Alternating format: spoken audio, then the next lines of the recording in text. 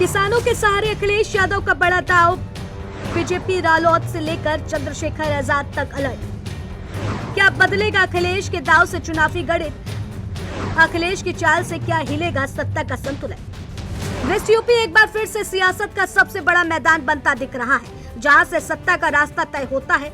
और अब इसी जमीन पर अखिलेश यादव ने नया दांव चल दिया है। 2027 को ध्यान में रखते हुए इस बार उनकी रणनीति का केंद्र किसान बन गया है। दादरी में शक्ति प्रदर्शन के बाद अब 25 अप्रैल को किसानों से सीधा संवाद करने की तैयारी है। इसका साफ मतलब है कि साइकिल अब गांव और खेतों के रास्ते रफ्तार पकड़ने वाली है। यही वजह है कि बीजेपी से लेकर चंद्रशेखर आजाद तक सभी इस दांव को गंभीरता से देख रहे हैं, क्योंकि अगर किसान साथ आया तो चुनावी समीकरण पूरी तरह बदल सकता है।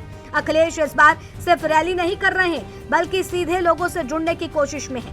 रिपोर्ट्स की माने तो विजन इंडिया के तहत होने वाले इस कार्यक्रम में किसानों से सीधी बातचीत होगी। गन्ना किसान, आलू उत्पादक, छोटे किसान और कृषि विशेषज्ञों को बुलाया गया है। यह सिर्फ भाषण नहीं, बल्कि एक प्लान तैयार करने की कोशिश है, जिसमें किसानों की समस्याओं को समझकर आगे की रणनीति बनाई जाएगी। इससे 2027 के घोषणा पत्र की नींव के रूप में भी देखा जा रहा है। वेस्ट यूपी में किसान सिर्फ एक वर्ग नहीं, बल्कि चुनावी परिणाम तय करने वाली ताकत है। जाट वोट भले ही कम प्रतिशत में हो, लेकिन कई सीटों पर सीधा असर डालता है। गुर्जर वोट भी कई क्षेत्रों में निर्णायक भूमिका निभाता है।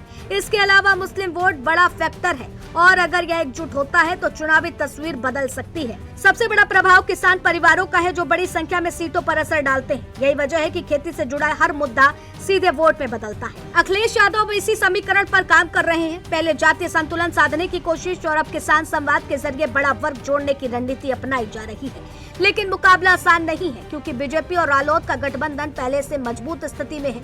ऐसे में समाजवादी पार्टी का सिर्फ जातीय समीकरण नहीं, बल्कि मुद्दों के आधार पर राजनीति करनी होगी। और इस पूरे खेल में चंद्रशेखर आजाद का भी अहम रोल है। वेस्ट यूपी में दलित और युवा वोट पर उनकी पकड़ बढ़ रही है। ऐसे में अगर किसान और पिछड़ा वर्ग सपा के साथ जाता है तो उनके लिए चुनौती बढ़ सकती है। और यही कारण है कि इस दांव को बहुजन और किसान राजनीति के संतुलन के रूप में भी देखा जा रहा है।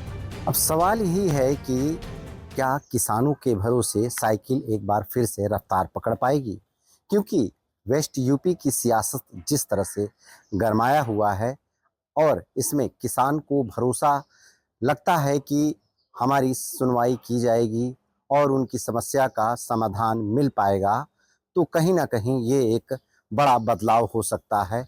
ऐसे में जिस तरह से यूपी की सियासत गरमाया हुआ है, अब सवाल ये है कि किसान किस पर भरोसा करें। और जिस तरह से आने वाले चुनाव में अपनी अपनी पार्टियां अपने तरफ से रणनीति तय कर रही है कि किस तरह से किसानों को अपने पाले में ले आया जाए, अब आने वाले समय में ये तय हो पाएगा कि वेस्ट यूपी की सियासत जिस तरह से गरमाई हुई है वह किस पर भरोसा करती है और किसानों का वोट का फायदा किसे मिलता है। लखनऊ से कैमरा पर्सन अनिल के साथ राजन सिंह, जेएमडी न्यूज के लिए।